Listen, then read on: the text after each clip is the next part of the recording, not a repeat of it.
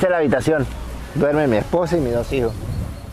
John Carlos Molina, his wife Rosemary, and their 10-year-old twins sleep on this beach in Necoclí, Colombia.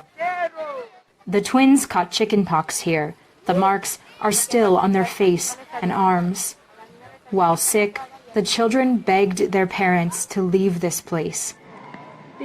Why aren't we going to the jungle, Mom asks. Because we don't have money, her son answers. After a month living like this, they began to sell coffee to other migrants. They save little by little, with cups that cost 25 cents, plus cigarettes and candy. Food is often an afterthought.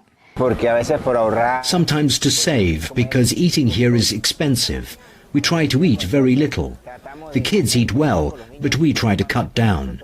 Not to mention, there is the worry, the stress, work. They don't have enough cash to continue on through the Darien Gap, a dense stretch of jungle that migrants must pay $350 to cross in order to reach Panama and continue north toward the United States border. Panamanian authorities estimate more than 113,000 children crossed the Darien Gap last year.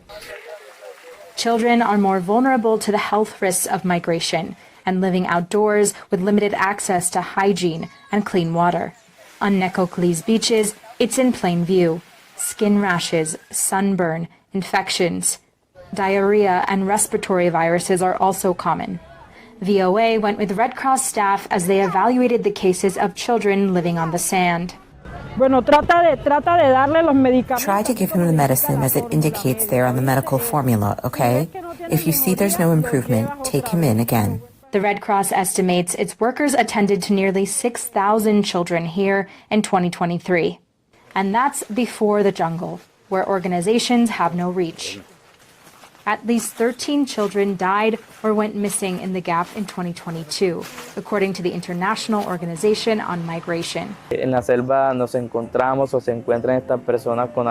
jungle, these people find highly dangerous animals. Also people who seek trafficking or are perhaps outside the law or recruiting boys and girls.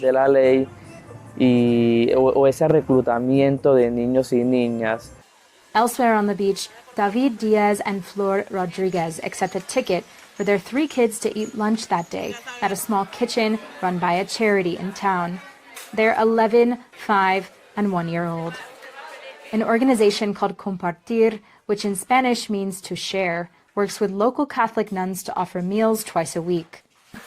Children go first, as other hungry people wait eagerly in line. They can only serve about 150 people because funding is limited. Diaz and Rodriguez left Venezuela just 5 months ago. He worked as a radio broadcaster for various stations, but earned about $10 a month, not enough to buy food. They know this trip in the jungle could be risky with young children. At night, the family sets up their tent, one for all 5 of them. They also don't have enough money to continue and say they might go back to the big city of Medellín to work, then try again. In the morning, hundreds of others pack up their tents, their belongings and cell phones in plastic. They board boats to cross over to the jungle. Their passage is already paid to smugglers who will guide them through the Darien Gap and onward toward the United States. Austin Landis, VOA News, Necoclí, Colombia.